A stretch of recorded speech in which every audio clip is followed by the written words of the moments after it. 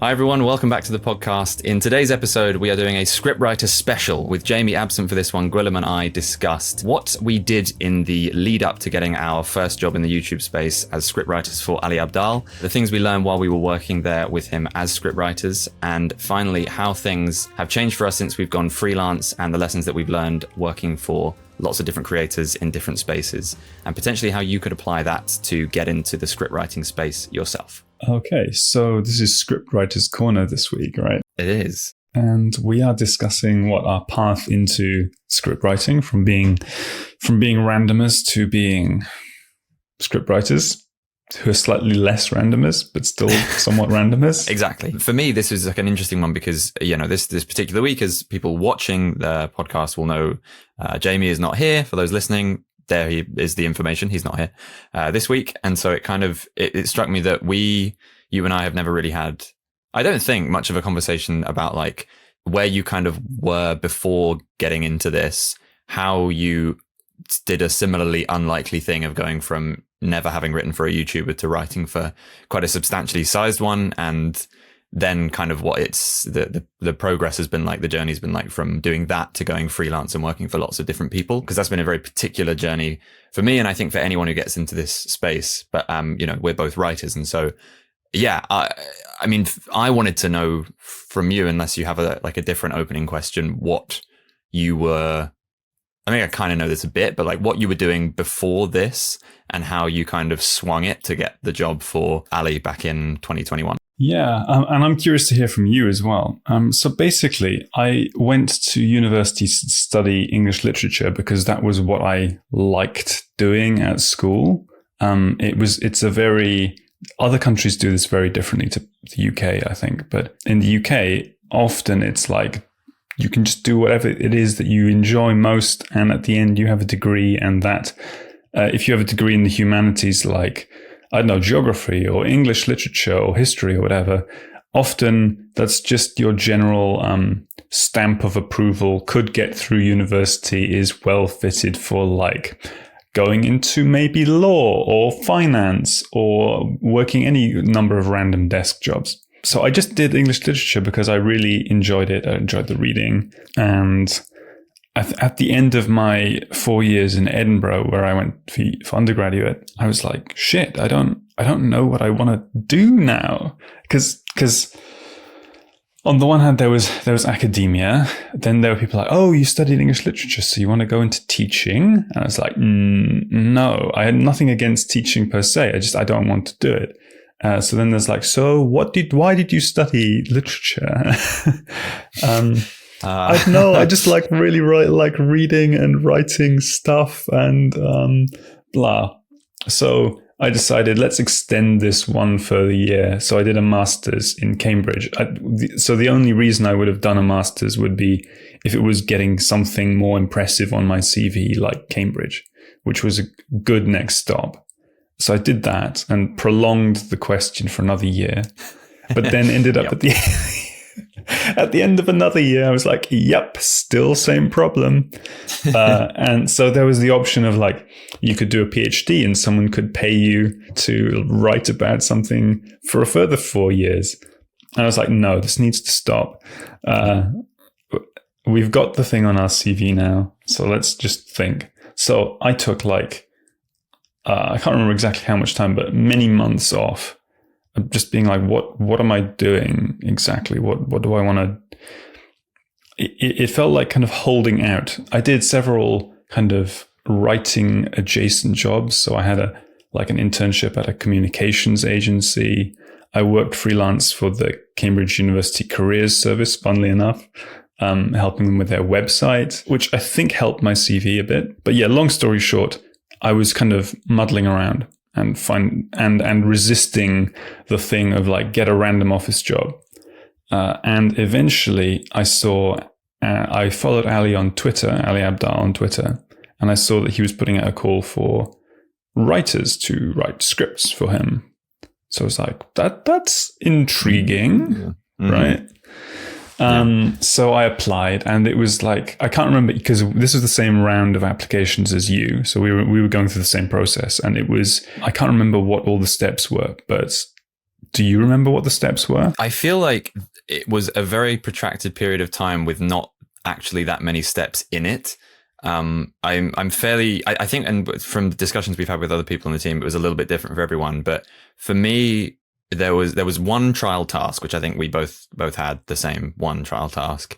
And then I think I met Ali and some of the team 2 or 3 times. Like I went for lunch. He wanted me to go to the flat first of all and have a chat, and sit in and watch him doing some filming. And then it was, like another kind of, was it maybe another lunch later on or a call or something? I don't know, but there were multiple rounds of not actually having to do anything, but just getting what I guess was a kind of vibe check. Once we'd gone through that initial phase where it was quite a standard job application, like, why do you want to work for us? And what would you change about the channel? And, like fairly, basic questions. But like once we'd passed that, then it seemed like it was more of a kind of culture fit test. I don't know if you kind of feel a bit like that. So what I remember happening was, because you applied for a few different ones all at the same time, and I was just going for the writer one. And what I remember it was, there was standard kind of application form. Then there was a trial task. So write a script about this book. And I think everyone wrote about the same book. And then there was asynchronous video interviews. So like answer this bunch of questions when you sat down and record, which I remember being like, I was not used to I still am not used to being on camera, but back then I was even less used to being on camera. And you can see so I tried it out. I recorded the kind of answers to myself on what's it called, photo booth, or on Mac, right? And because you only got like, I think two tries to record these interview things. Yes. Yeah. Spent a long time preparing them, etc., which probably way too long. And you can see behind me in those videos the light getting darker and darker as time elapses, and I'm like preparing all my different answers. Wow. And so there's a lot of time and thought going into this. And later on, what impressed me so much, I remember hiring for another position, so I won't get too specific, but someone got back to one of these video interview requests within, I think, an hour and a half with all their stuff recorded and like very polished. And I was like, I could not do that. No. But yes, sorry, that was a bizarre, tangent. Yeah. A kind of bizarre phase of it.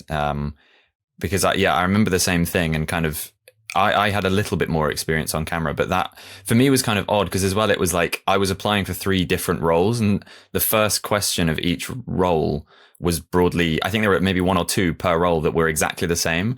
And so by the 3rd time, I was like, do I take a humorous approach with this and be like, it's me again. I still like the same things, but I guess I could foreground, I don't know, football over something else this time. What do you want from me? Please give me a job. That was a little bit, it was a bizarre process. I've never had to do that for a job. Maybe that's common, but I don't know. So there was that. And it's similar to you. So my final step was, it was like, hey, can you meet Ali by King's Cross Station in London for lunch? Okay. And it was just very, very chill. I just turned up and was like, oh, hi. So what do you do? And I remember, it was just very relaxed. And clearly by the end of it, I was expecting more of a grilling, but it was clearly, as you say, more of a vibe check.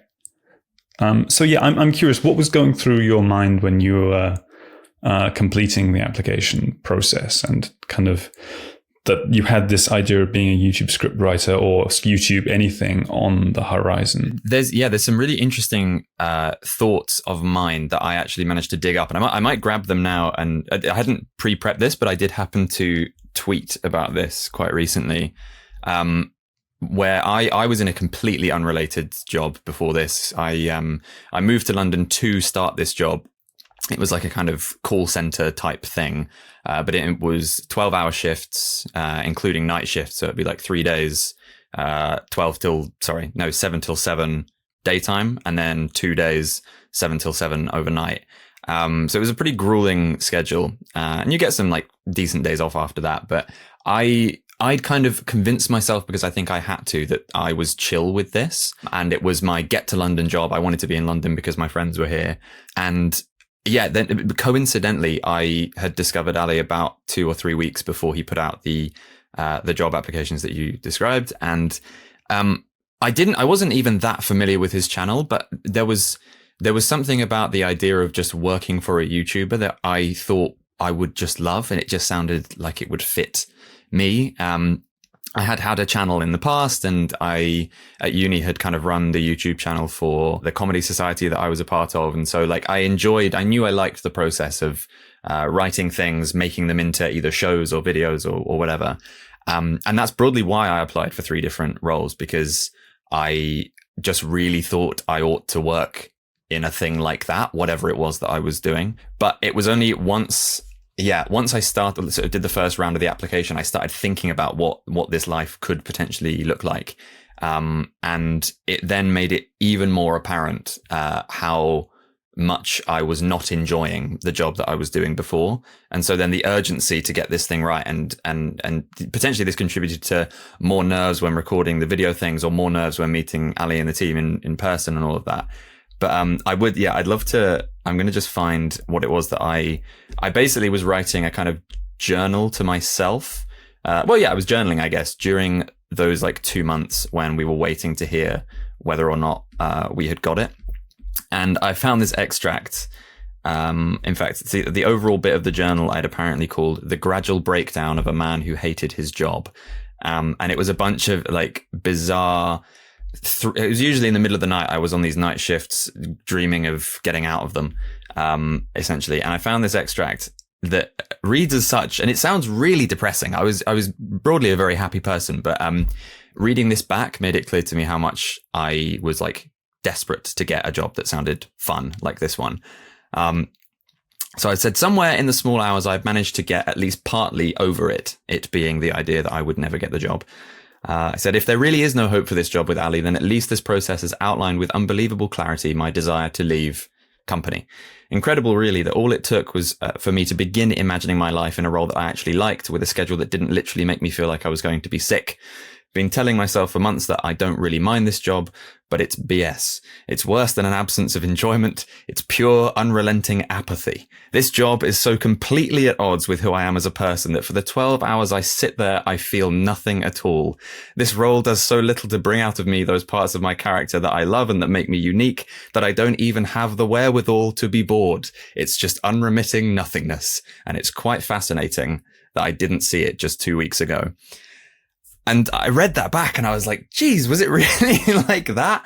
That sounds like the diary entry of somebody who's in like serious mental trouble. And I wasn't. It was just the job. And like, I realized that, that the idea that a job could be like really, really fun in contrast to sitting there for 12 hours at night, taking calls and doing data entry was mad to me. So yeah, that just adds some like additional context, but too long don't read. I was desperate to get it. And, yeah, I mean, so we went through the process that we described, and by the end of it, and I think in hindsight, I did probably want the writer role the most, but I think I applied to be the producer, which is what Jamie, today absent, ended up getting, and I think a member of the P2IA team as well. But yeah, coming in as a writer alongside you and a couple of others ended up being the result, and yeah, very, very pleased that it went that way. And then the adventure began. Yeah.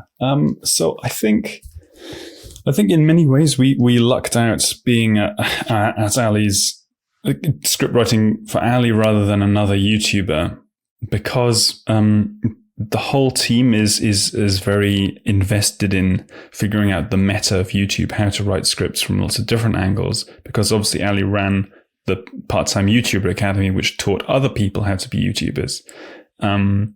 He was also making a lot of videos about how to start like a side hustle or work for yourself or not follow traditional career paths. And so, yeah, there was this interesting situation where you were an employee at a company that advocated not really being an employee at a company, but you got to learn all this cool stuff. But I think it was also useful. So there were 4 of us hired as writers all at the same time, which is a lot. And I think it was useful seeing how everyone approached scripts from a different perspective as a beginner. We're all total beginners as well. So I remember the thing I really liked doing was doing a lot of research. And so I liked text scripts, for example, because I could go and figure out all the exact answers and then present everything. And we could do it. We could present it in this cool way.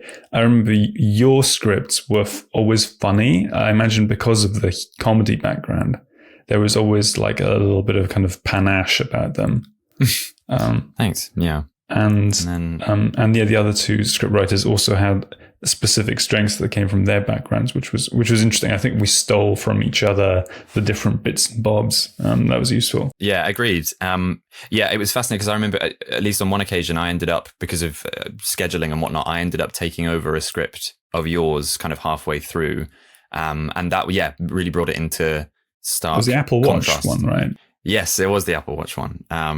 Because it suddenly like threw in front of me this very different way of doing it. And actually, you're right. Like kind of in the same way that I used to really enjoy doing maths past papers, even though I went on to study history, it was nice to have kind of an answer. Yeah, yes. I actually really love the maths past paper because the right answer is sometimes fun. But yeah, whereas on my side, I think I didn't really have that strength quite as much when it came to script writing. But I think the point that's interesting is like, in terms of figuring out, because right now I'm in the process of trying to kind of systemize how to write a YouTube script from any perspective for any niche in the course that I'm working on. And I think there's a way that you can do that up to a point.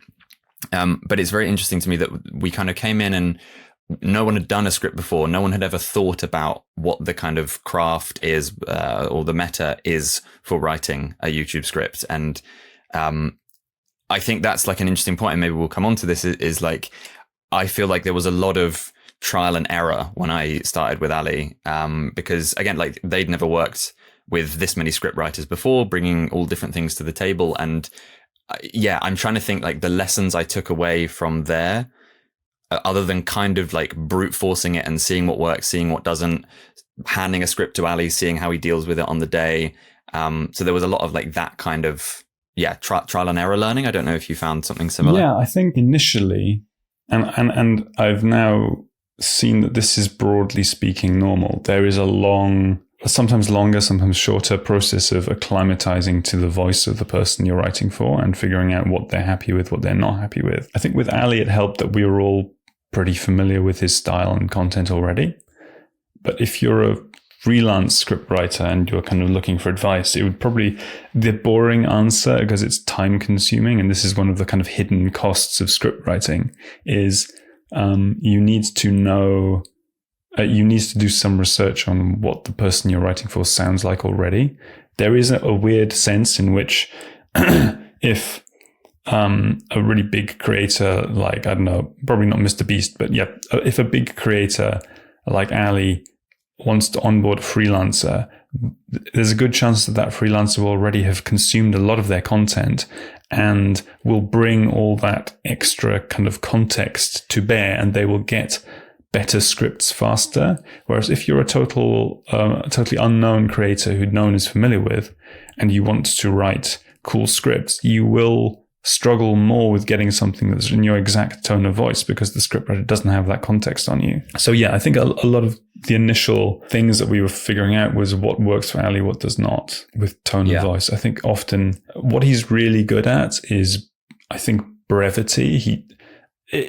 Or rather, should I say, what he's often very good at is brevity, keeping things really concise. Do we really need all this explanation? Does this all really need to be said? Can't I say it in a shorter way? And that was a good adjusting process. I think one thing, just coming back to what you were saying about tone of voice and kind of all of that side of things, I've become interested in like what it is, because maybe this is something people listening would want to know, is why of the like 100 plus people applied for the writer role at least, and there were more who applied for everything else. what was it that made us kind of get picked? Particularly in light of the fact that as I kind of became aware, the more I was there, I really struggled to find Ali's tone of voice. There was a little bit between like whether we were doing word for word script or bullet point. Obviously bullet point, there's no need to find the tone of voice. He'll do that on the day.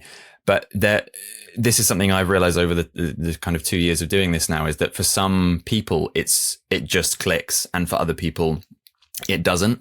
And there are things you can do. Like there was this huge Ali dictionary that we had, that he'd kind of created before our arrival and that we would add to, right, as we would go. We had this idea of with Grammarly, you can create your kind of custom style guide. And I remember I had this idea, we're going to report all of this into Grammarly and we're going to have it like check. It's going to be like an Ali Grammarly. It's going to check your script to alify it. Yes. even if you're even if you're coming in with no context, you will learn quickly. But yeah, in the end, I think that just fell by the wayside because it just ended up being less people script writing. Yeah. That would have been so cool. But yeah, I think that was kind of it. It was like, and maybe this speaks to a wider point, is that like, I was not able to find that tone of voice as easily as I think you in particular, and probably the other guys as well. I feel like potentially I did that the worst, if we're ranking it. But I think part of the reason for this and like a little bit to do with everything that's going on is like, it was such a fast paced thing, right? And they were expanding very quickly and they were figuring out processes as we were getting in there and writing for the first time. And so I don't think, and I think they admitted this, at the time, they were like, we haven't actually spent much time, again, talking about the meta of script writing and working on kind of like figuring out how to really fine tune all of the script writers. So they are taking their own strengths and like funneling them into something that is common to everyone and that immediately works for Ali. Which is interesting because I think that's probably quite a big part, especially of other people that I've worked with since. It's like having that time, setting a time that side to really spend one-on-one time with the people that you are trying to onboard on whatever skill it is, whether it's writing or something else. That's quite a big part. And I think having the patience of both the YouTuber and the scriptwriter to think, right, we're not going to get this right on the first one necessarily, or even the second or third or fourth or fifth. But I'm going to devote, say, 3 months where we write a script every week and we spend a lot of really close time together figuring that stuff out, which just wasn't possible with the speed that the business was moving. But that kind of, it kind of makes me think I'm now interested because things shifted around a little bit. I was then doing some writing for another project within the business and we all ended up kind of shuffling around a bit. And whereas you kind of became like the main channel scriptwriter, as I remember when all that shuffling had happened. And so maybe you did get a bit more of that one-to-one time kind of figuring out how to write for Ali. Would that be fair to say, or was it? Yeah, I think so. So yeah, one of us went to helping Ali with writing the book. One of us went to more other social media, like Twitter and Instagram, etc. You went for kind of courses and lots of other stuff. And I was mainly main channel script writing, working with Jamie, who's not here, and Ali. And what we found out was, by the way, on the tone of voice, I think you'd only known Ali's content for about a month when you'd applied. Whereas I'd known it for like a year, maybe more. So I think kind of reading the newsletter, watching videos, and I think that's time to absorb is massively helpful. Like imagine going and working for Mr. Beast with almost no context versus if you now went to work for Mr. Beast, you'd have a lot more knowledge built up. Yeah, so what we found out was that some scripts, I think we kind of got it down to more of an art that some scripts can be bullet pointed. So like 20 tips that helped me get in, pass my exams in Cambridge. Ali's very familiar with this stuff. So it's a waste of time for someone else to script write something for him in order to make the filming like maybe 20 or 30% easier. Because again, it's weird working with Ali. He's very good on camera. He's been doing it for many years. Unlike most people unlike a lot of people, shall I say, he's just very good off the cuff on camera. Everyone always says this. And so in a sense, when you're writing for someone who's very good off the cuff, you need to take that into consideration and not write things that can be easily done anyway. What we found was really useful was for scripts that have more dense information. So how to start a YouTube channel would require a little bit more scripting than a simple listicle, because there's more of a dense web of information that you need to convey in a structured way. And sometimes you know that there are bits that you definitely want to hit in the script that would be useful to have scripted out. What was even more useful was, and Jamie did some analysis on the channel and basically found that when we script word for word, retention goes way up because there's less rambling essentially. And scripting word for word was most useful for scripts like my ultimate skincare routine or my sleep routine, something where Ali hasn't necessarily done all the research himself and there's loads of stuff to cram in and it needs to be entertaining and there's too much to put on one person's shoulders to figure that all out and deliver on the day. So yeah, I don't know if that answers the question, but that's essentially the way that our process went, more towards let's take some video scripts and like put a lot of work and effort and research into them. Like I think the skincare one I spent like 30 hours or something on, whereas another one, let's just not make a big thing of it. Let Ali work his magic. Yeah. And the skincare one did really well, right? That was one of the best. Which is encouraging because it feels like it's proportionate to how much time was spent working on it. Yeah, I think that's a really, an important point. Like with all of this is that the just having the common sense to figure out when and when not to do that. And maybe that takes 3 to 6 months of trial and error and figuring it out. But we can try and systemize everything as much as possible and come up with hard and fast rules, but they obviously don't apply to everything. And if it really doesn't make sense for you to, write a script word for word, then don't do it. But when it's possible, and I'm getting, similar things really I'm getting, because that's kind of my whole mission on Twitter. And obviously you have to present it as more of a spiky point of view where you're like, everyone should script everything all the time, because that's an easier way to get eyes on what you're doing and saying. But the message underneath it is just, if you can move towards that direction, it might be beneficial for what you're doing. And I'm now getting more and more emails of people coming in saying, oh, I like systemized the call to action at the end and the end screen click-through rate has just tripled. And like my average retention has just gone up by 10% literally ever since I started scripting. And it's there are positive signs that is true, but obviously take it with a pinch of salt. Do it when it makes sense. Yeah, I think there are a lot of things. There are things upstream of script writing as well. So something I've noticed is people saying, I want this script written. We have the idea sorted. We don't want you to think about the idea. We just want you to write this script. And when you know that, I think with Ali, we had a fairly good system for making sure that the ideas were good before we started scripting. So we never really had to deal with the case of, this video was not such a good idea. We could always focus on, was it well executed or not? But when you're working freelance as a writer, you have to think, how much do you push back against a bad idea? Ultimately, I think you just want to be working with people who have good ideas or get involved in the ideation process. But that's a big one. Yeah, that's a really good point, actually. And thinking about it, there's been very few occasions where the one client that I worked with for a fair while, we would kind of ideate together a bit. And so that was a chance to kind of blast any ideas that I thought were bad.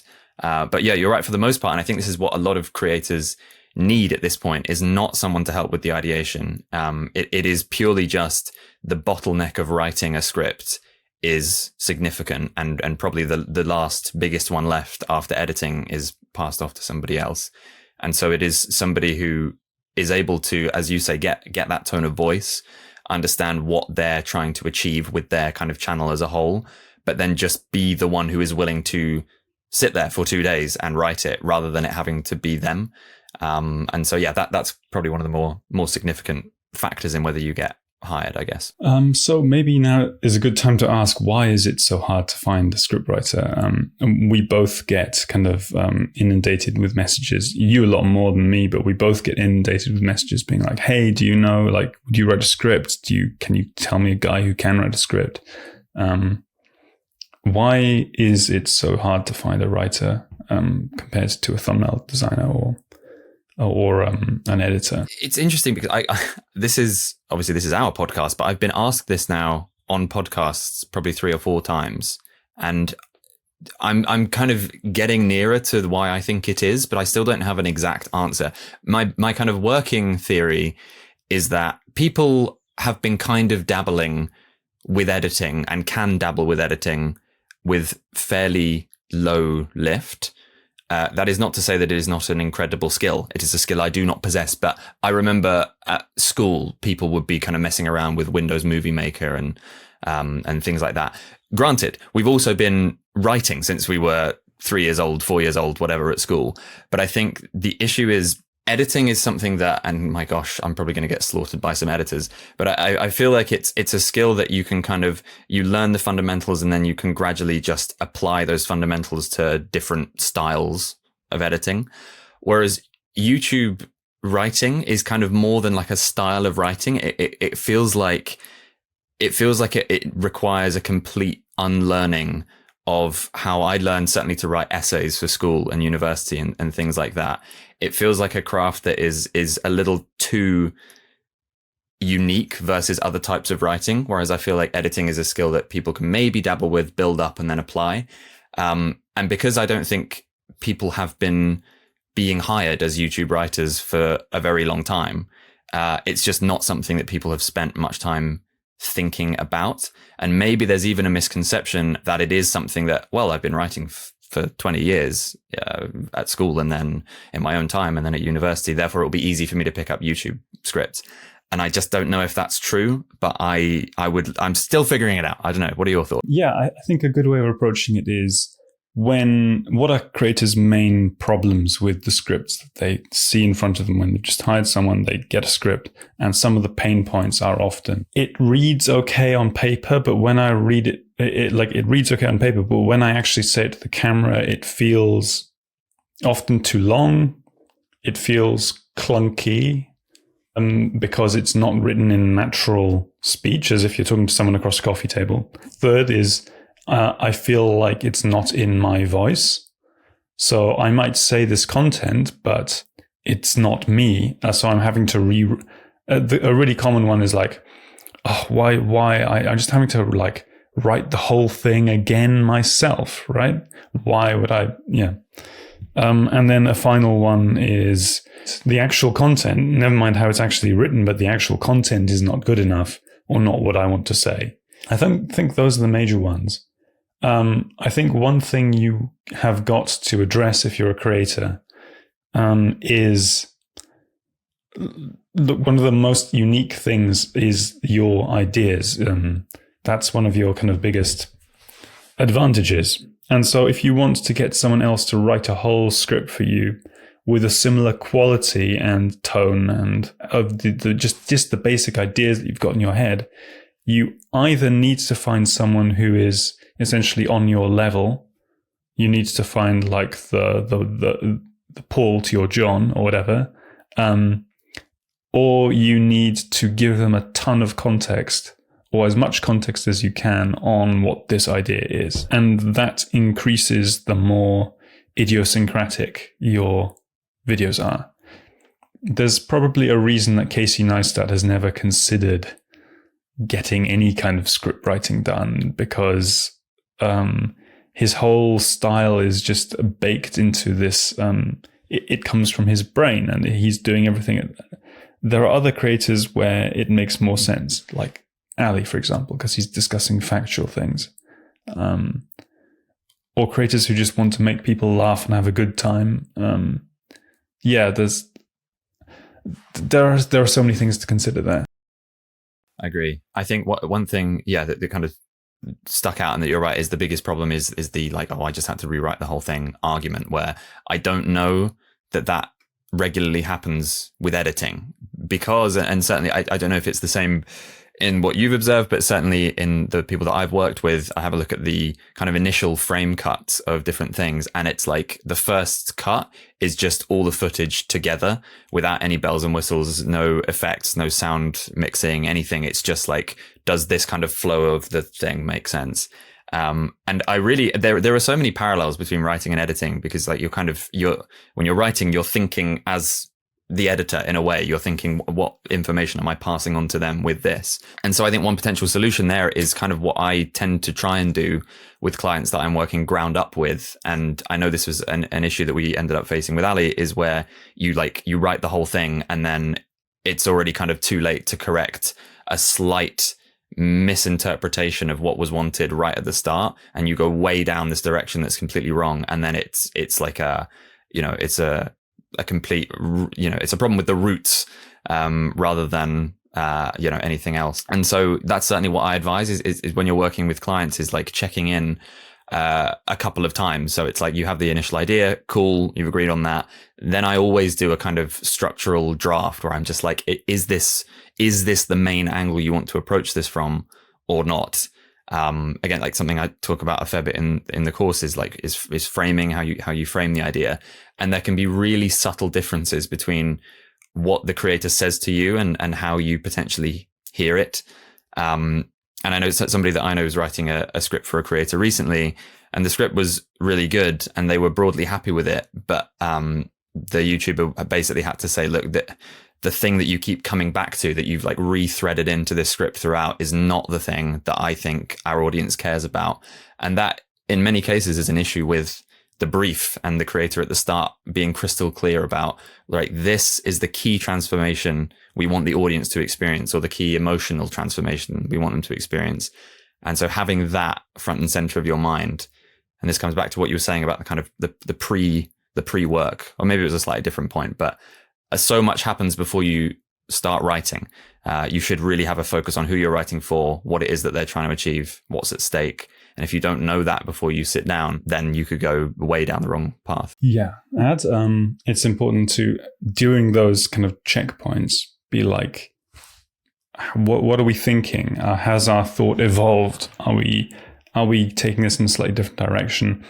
Because the process of writing out one's thoughts as the creator, seeing a script coming back, you're going to be mulling on it and your thoughts might change. And it's important to communicate that to the writer as well, so they're not going off on what you from 2 weeks ago thinks rather than what you now think. I think another point is, as you were saying, it occurred to me, it's a little bit like prompting ChatGPT, right?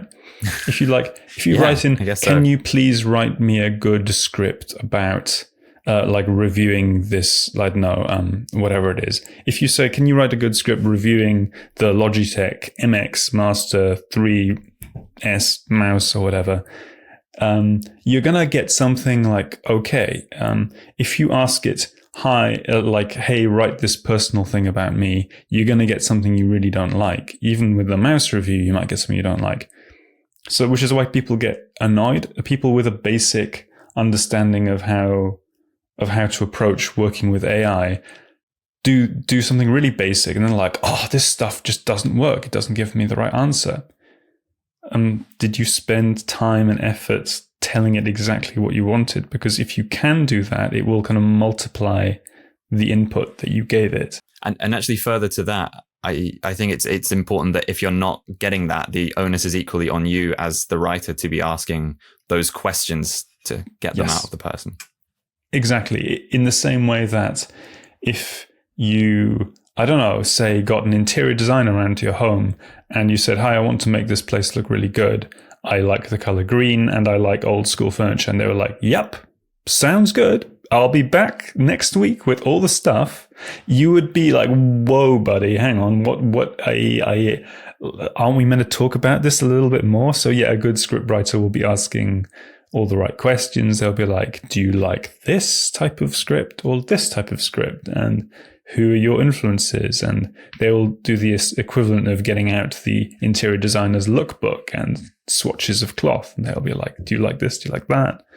and they might send you over like a mock-up in some software of how it will look, which is exactly what you were talking about with sending people a kind of preliminary structure. Yeah, maybe that is the bigger point here, is like a kind of consciousness raising moment where people know that this is what happens behind the scenes with a script, and that it's not a quick thing necessarily.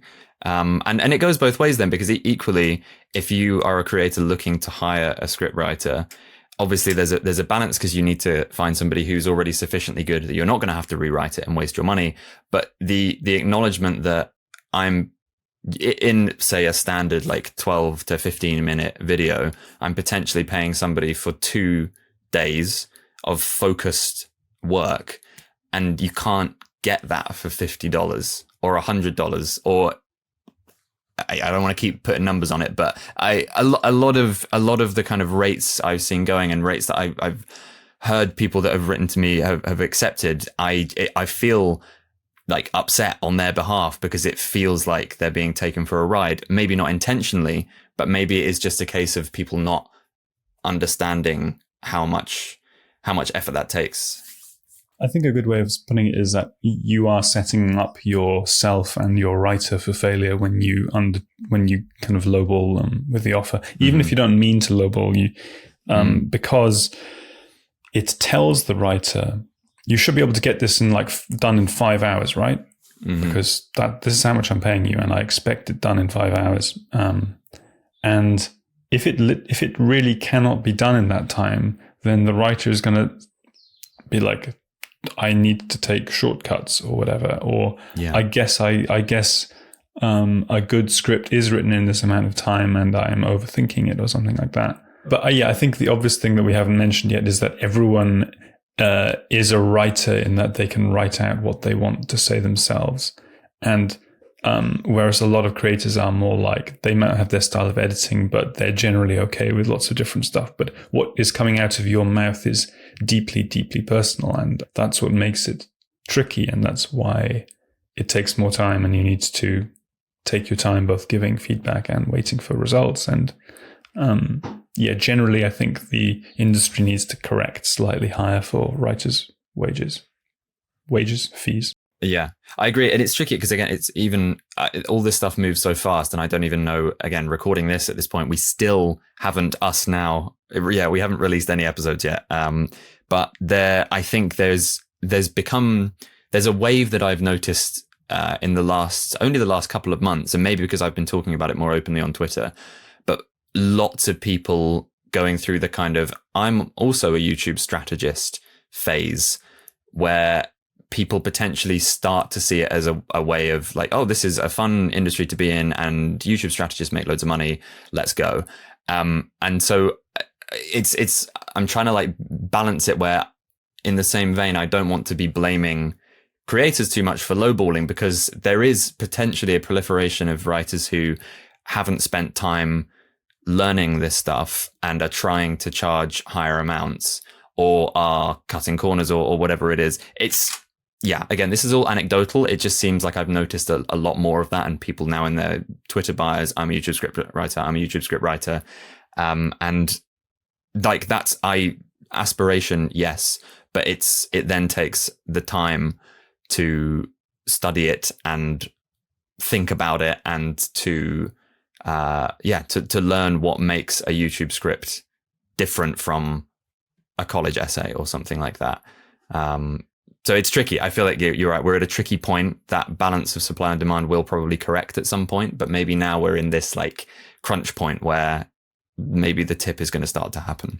Yeah, I think there's an interesting thing to consider as well, where if someone gets to the point where they are good enough at YouTube script writing to be able to command like the higher rates, they are also well enough versed in the YouTube meta and what makes a good video, what makes a good idea, what makes a good thumbnail, that it's arguably their time, their skills could be leveraged better, or in a kind of more like YouTube manager, ideation, overseer of scripts role, rather than spending hours and hours and hours just getting this one script right. Yeah, there's definitely a lot of overlap. Do you think that's true? Yeah, I think to a point. I suppose it's just then, like, for me, I'm very reluctant because I've had this same thought, right, where even though I'm now able to get decent rates for scripts, it's still per hour ends up being one of the lowest ROI things that I do. But I don't currently feel like I would ever want to lose it because it's skin in the game and it helps me keep honing the things that I'm talking about. But to be honest, you're right. The amount that I learn, and again, I'm always thinking in terms of my course at the moment because that is literally all that's on my brain, sleeping or waking, is like how much I've learned that's gone into that course that's come from doing script reviews and one-to-one calls and being more a kind of overseer, because it's a much quicker way of like cycling through what different creators need and want. But having said that, if I'm not then taking those lessons and implementing them in stuff that I'm writing and being able to show results from things that I've written, I would just be nervous to keep so publicly talking about the things that I talk about. I don't know. What do you think? Because I know you have gone a slightly more YouTube managery role than me since we've gone freelance. Yes, I'm in a similar spot where, a big chunk of my week is YouTube management, and that, again, like you say, I feel like I can feel the ideas and all the options and lots of different videos flowing through my mind, and I can even if you work with script writers, you get to look at the script, see what's working, and then jump back out to think about something else. But yeah, like you, I kind of try and keep my hand in by doing the YouTube script writing, but it just takes a long time to write a good script. It sometimes can feel like one of the lower ROI things that one can do, but something that's necessary to kind of keep in touch with I don't know, a very kind of specific craft that you can point to and say, I did that exactly. I didn't tell someone else to do it. I did it. Yeah. And then actually in the same breath, despite it being one of the lowest ROI from a financial perspective, there is nothing that I enjoy more about this than seeing a video I wrote go up and watching it on a TV. That's a much more satisfying end of a circle, essentially, than doing a one-to-one call, which can be satisfying and are often quite enjoyable while they're going on. And you can see what they're up to later and think, oh, good, they implemented this thing and they're doing well. That's really good to know. But it's not the same as something that you've worked on. So I wouldn't want to lose it for that as well. Yeah, I think also if you've been working on a channel, the longer you work with a client, the more of a kind of dopamine hit you get when the videos do well, because you're kind of involved, and if the creator is giving you feedback and you feel like, oh yes, this has gotten, our scripts are getting better and you are getting better and better results, it's a great feeling. For sure. And then on like a really specific level, I remember putting a joke about DFS, like the sofa company, into a script once. And there were people in the comments who were like going off on one about the DFS joke that was in there. And it's like that, I know that wouldn't have ended up in the scripts without me there. And it's nice to see people enjoying. It's nice to see people enjoying what you've worked on. That's just a thing across, I guess, many different spheres of life. But yeah, it is satisfying. I wonder, oh, sorry, Gwilym, you had a point. I was feeling like it was the natural end of the podcast, but I wanted to ask you a more daring question, which is, do you think, given that script writing takes a long time, do you think it's essentially better use of one's time to script write for oneself? This is maybe a larger question about the whole YouTube creator economy thing, which I think a lot of people answer by simply building their own personal brand. I mean, a bit like you do on Twitter, right? It takes time to write tweets and think through everything, and courses. But yeah, I'm throwing that out there. It's something I would love to do at some point. I think the maybe we've brought this up in another episode somewhere, but the speed with which I've been able to learn things by working with different creators and or pre-established creators and, you know, creators who are already consulting with some of the best consultants in the game. And all of that exposes you to so much more knowledge than you would get doing it for yourself. But I feel like I'm kind of hooked on it for now. That comes with the anxiety on the other side of saying, you know, like I give all this advice, but I don't have my own. Well, I do have my own channel, but it's got nothing on it. It's getting subscribers since I've started doing podcasts, but there's literally nothing on it. I don't know how people have found it. Well, by searching my name, I guess. But it's something I would like to do down the line. But right now I'm stuck on that kind of exciting, addictive loop of just working with very interesting people and learning lots about the craft. But yeah, it's on the cards. I don't know. What about you? Yeah, I feel like it's a bit like in a video game where you've leveled up your skill tree in one specific area and you've gotten high enough. Your skills are like good enough that if you carry on doing that, the rewards, i.e. getting to work with cooler and cooler people and essentially that are high enough that going and doing your own thing when it's a very unspecified thing, or what would you be making videos about? What's the deal with that? You got to learn a bunch of different skills potentially. That feels more like, yeah, at the moment it's something to consider, but not jump into necessarily straight away, which may just be cowardice talking. Yeah. Yes, that is equally extremely possible. But watch this space. Maybe in a while. I mean, we're doing this. This is something, but I suppose it's not really applying the skills that we've learned. But I think that's like the main thing for me is that I don't want to be a film booth knockoff or a vidIQ knockoff or that's the only thing that I have. This was the thing I have the most experience talking about is YouTube. And so I guess I would become a YouTube advice channel, but I don't want to do that. It would have to be, I would much rather be a Ryan Trahan type channel who does fun things that are not related to this craft at all. It's just, a completely different thing. I feel the same. I think doing something would be non-YouTube related also feels a little bit like you're getting out of the kind of YouTuber giving advice about how to do YouTube stuff and showing it by having cool YouTube.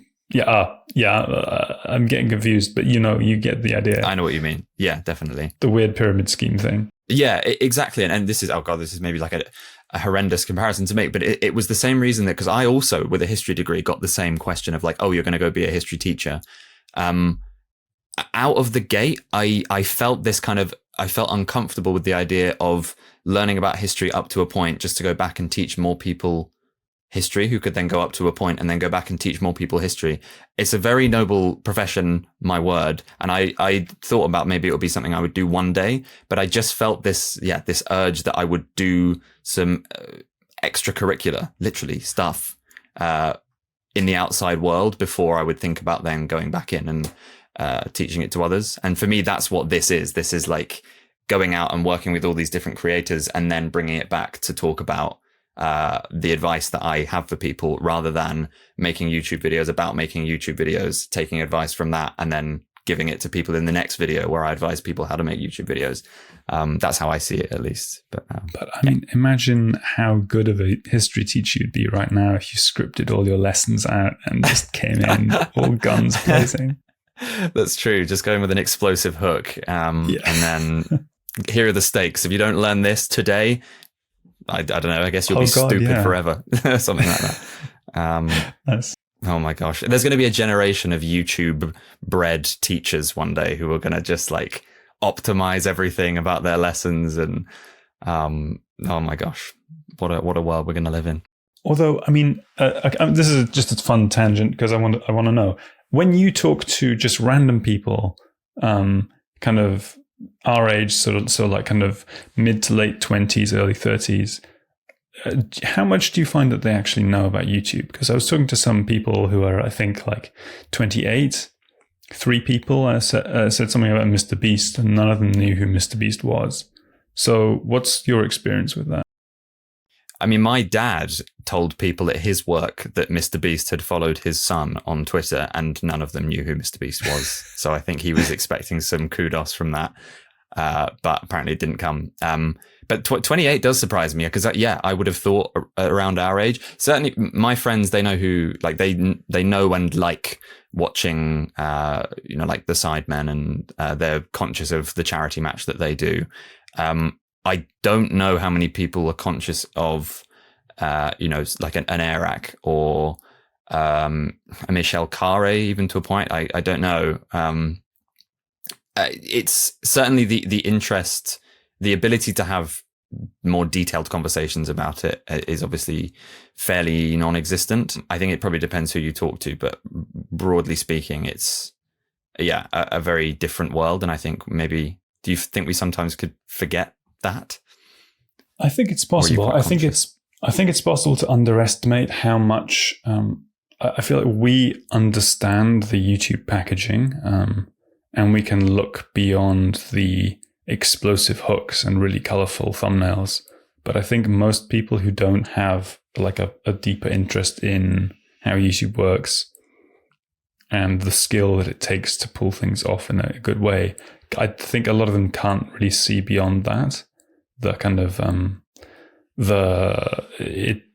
I think to some people it seems like this childish mass of information that gets chucked at you, and it just takes some time being in the space to filter that out, if that's the right word. Definitely, and I think maybe that's like a nice closing point. Is people ask a lot about like what do I need to kind of do to get into this? There's obviously lots of practical steps that we've, I think, alluded to in other episodes anyway, and maybe a bit in this one. But I think having that desire even to break through the colors and the noises, and to want to think analytically about why a video works, maybe for some people that is something that will kind of impact their enjoyment when they're just trying to watch YouTube normally. But I think that is kind of a prerequisite, is having a slightly analytical mind about this stuff. And that doesn't mean being good at necessarily interpreting everything in the YouTube studio or anything else. It's on a kind of face-to-face basis. What is it that this video is doing that is impacting me, and why is it doing that? And if you have an interest in that, then I think you're fairly well placed to start getting into this kind of thing. Yeah, just watch lots of YouTube and figure out why do I like this channel, and what are the other channels who are similar to them, and why do I like the other ones less so or more so? Yeah. And is there anything this 2 million sub YouTuber is doing not so well? Because there are plenty of things that are kind of left over in channels, even once they've blown up, that they could improve on. And so I think it's like not getting rid of that veil that somebody with X million subscribers is impenetrably good at this and there's nothing left to improve. Because I mean, Mr. Beast says it all the time. Like he thinks he can get better every single video he wants to. And that's kind of the attitude to have.